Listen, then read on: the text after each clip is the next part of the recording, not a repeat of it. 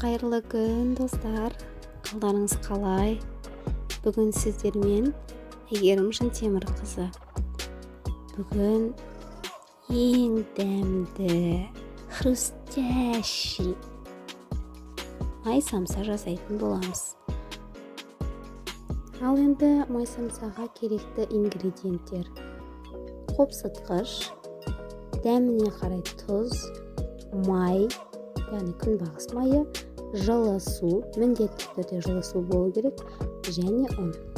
Барлығын осы көрсетілгендей видеода ұнның үстіне саламыз. Мұнда біздің күнбағыс майының қосуымыздың себебі біздің самсамыз, яғни май самсамыз күтірлік болып шығуына септігін тигізеді. Ал енді не себепті май самса деп атауына тоқталайық. Бізде, яғни бұл самса сияқты бүгіліп, қамырда дайындалады, ортасында салмасы болады. Және кәдімгі біздің самсадан айырмашылығы ол майда піседі. Майда пісетін болғасын біз оны май самса дейміз. Яғни бұл біздің қазақша берген атауымыз деп білейік. Енді қамырға көшелік. Қамырды өте жұмсақ, балғын етіп дайындауымыз керек. Міндетті түрде жылы суды құюымыз қажет. Жылы суды құйсақ, қамырымыз өте жұмсақ болады. Біздің қопсытқышты салатын себебіміз, яғни қамыр майға піскен кезде көпіршік, яғни көтерілуіне, қамырдың әдемі болып томпайып күшті болып тұруына септігін тигізеді. Міндетті түрде қопсытқышты қосуды ұмытпаңыздар. Және бір айта кететіні, жұмыртқа қоссаңыздар да болады. Жұмыртқа, яғни ол қамырдың сары, әдемі болып пісуіне көмегін көрсетеді.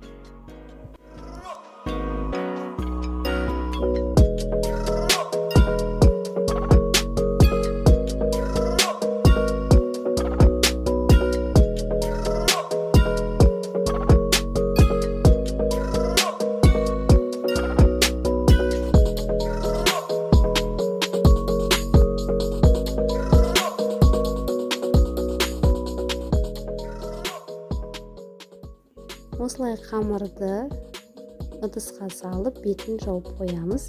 Яғни бұл қамыр бірнеше уақыт тұрып, июі қану керек.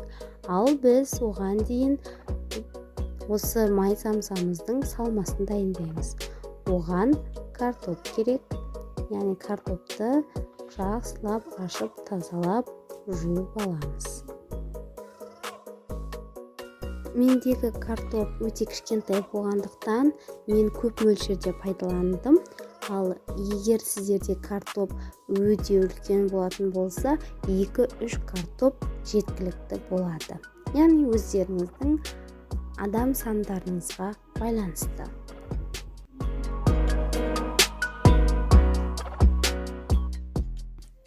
Ал енді осы дайын болған біздің картопымызды жылы су құйып, үстіне шамалы дәміне қарай тұз салып, жай қатты отта қойып пісіреміз.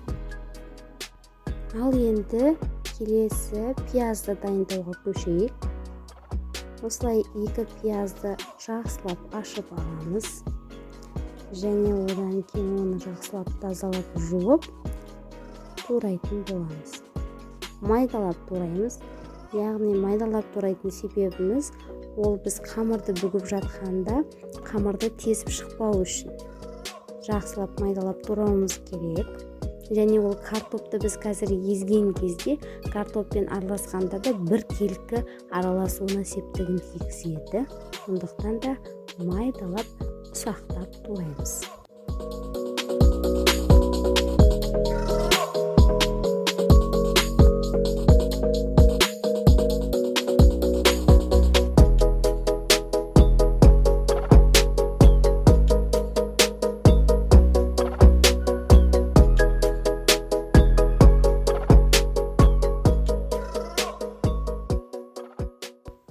Ал енді дайын болған туралған пиязды тарелкаға салып, біздің піскен картопымызбен бірге жақсылап араластырамыз.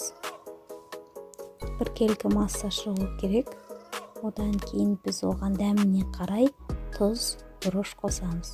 Бұрыш қара бұрыш болу керек, бірақ өздеріңіздің қалауларыңыз бұрыш қоспасаңыздар да болады. Тағы да жақсылап араластырып, біркелкі масса шығарамыз.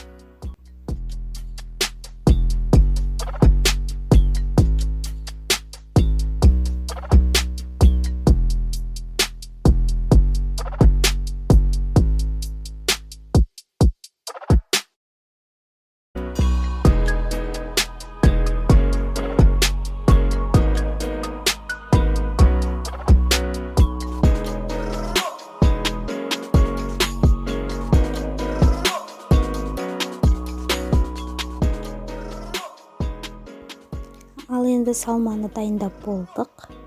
Енді біз қамырын дайындаймыз. Қамырды жақсылап жайып аламыз. Дөп-дөңгелек қылып жайып, мантыге кесетіндей етіп кесіп шығамыз. Негізі форманы жасау өздеріңіздің ыңғайларыңызға қарай, дөңгелек қылам десеңіздер де, 4 бұрышты қылам десеңіздер де өз еріктеріңіз.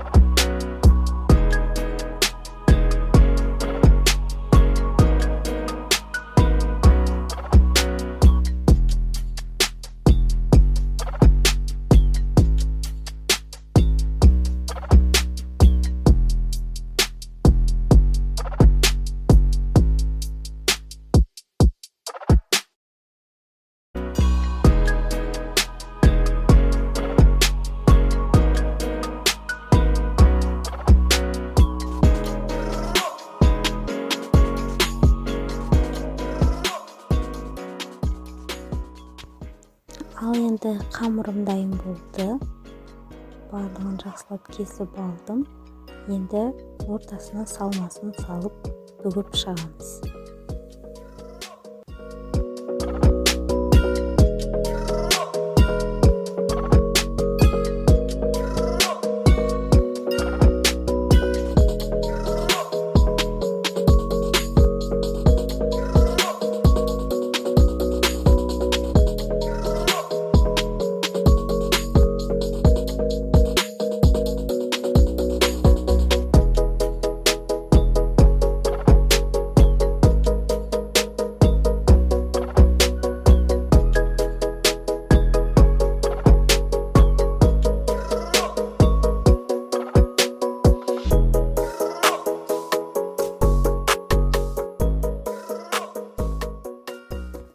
Барлығын бүгіп дайындап болғаннан кейін қызып тұрған майға біртіндеп осы бүккен май самсаларымызды салып қуырып аламыз.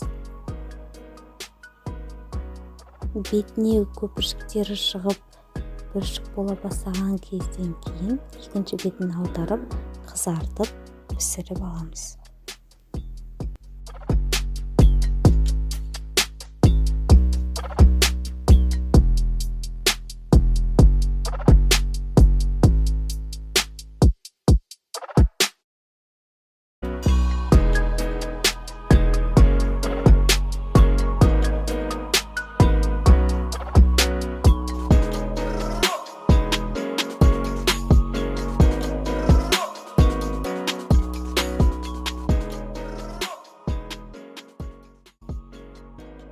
Ал енді біздің май самсамыз дайын болды.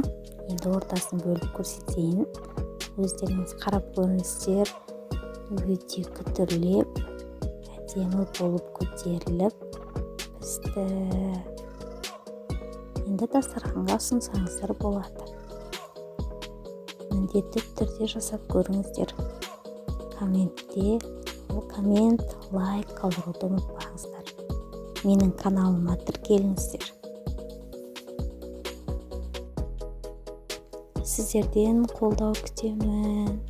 Рахмет.